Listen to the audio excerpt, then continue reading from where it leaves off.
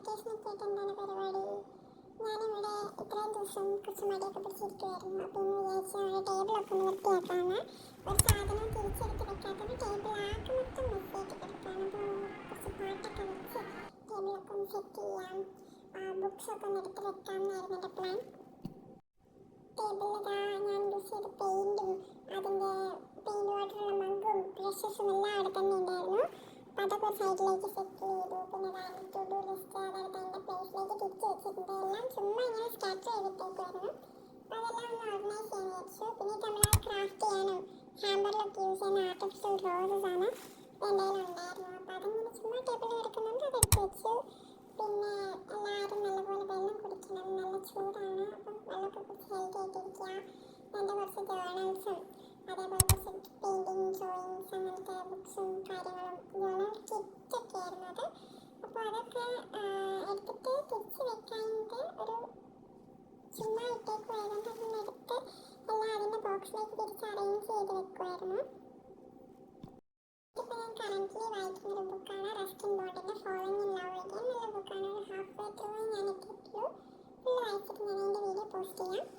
പിന്നെ അതേപോലെ ചാർജറൊക്കെ ഒന്ന് എടുത്ത് ഒന്നുകൂടെ കോഡ് ചെയ്ത് ഞാൻ ഇവിടെ തിരിച്ച് വെക്കുന്നു. 2 ചാർജറൊക്കെ ഉണ്ടായിരുന്നു, വെറുതെ ടേബിളിലിട്ടേക്കുമായിരുന്നു. അതൊക്കെ ഒന്ന് എടുത്ത് നീറ്റായിട്ട് റാപ്പ് ചെയ്ത് വെച്ചിട്ടുണ്ട്. അതേപോലെ ടേബിളിൽ കുറേ ആൾക്കൂട്ട് സാധനങ്ങളൊക്കെ ഉണ്ടായിരുന്നു, അതൊക്കെ എടുത്ത് വെച്ച് ലിപ്സ്റ്റിക്ക്, ലിപ് ബാം, പെർഫ്യൂം ഇതൊക്കെ ടേബിളിൽ തന്നെയായിരുന്നു. അതൊക്കെ എടുത്ത് തിരിച്ച് ഞാൻ ഷെൽഫിലേക്ക് വെക്കുന്നുണ്ട്. പിന്നെ കുറേ വേസ്റ്റ് നെയിൽ പോളിഷ്, കുറച്ച് സ്പഞ്ചും സാധനങ്ങളൊക്കെ ഉണ്ടായിരുന്നു. അപ്പോൾ അതൊക്കെ എടുത്ത് ഞാൻ വേസ്റ്റ് ബിന്നിലേക്ക് ഇടാൻ വേണ്ടിയിട്ട് മാറ്റുന്നുണ്ട്.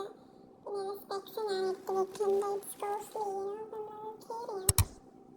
പിന്നെ ഈ ബോക്സ് ആകെ മൊത്തം പൊടിയായിരുന്നു, അതൊക്കെ ഒന്ന് വൈപ്പ് ചെയ്തെടുത്തിട്ട് അതിൻ്റെ അകത്തേക്ക് ഒരു മോയ്സ്ചറൈസറിൻ്റെ ടബും പിന്നെ അതേപോലെ ആ 2 ചാർജറും കൂടി ഞാൻ വെച്ച് കൊടുക്കുന്നുണ്ട്. അപ്പോൾ ഒരു കുറച്ചുകൂടി നീറ്റ് ആൻഡ് ക്ലീൻ ലുക്ക് ആയിക്കോട്ടെ എന്ന് വിചാരിച്ചിട്ട്.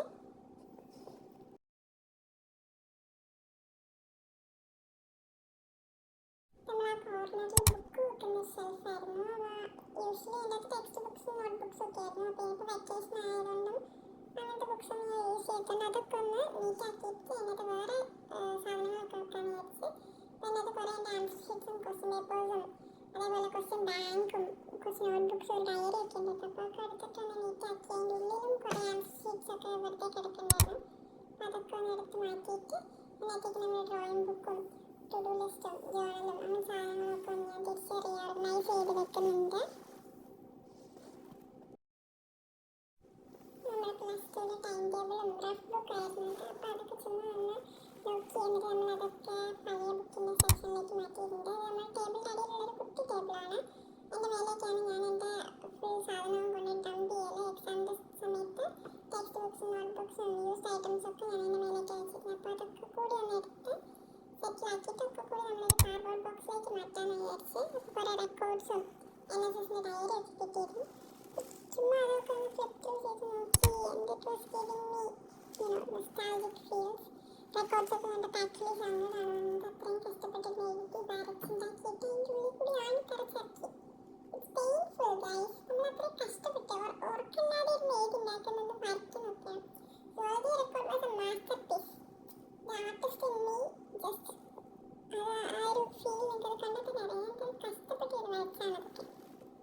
ഫിസിക്സിൻ്റെ record, so many graph and things, maths was horrible.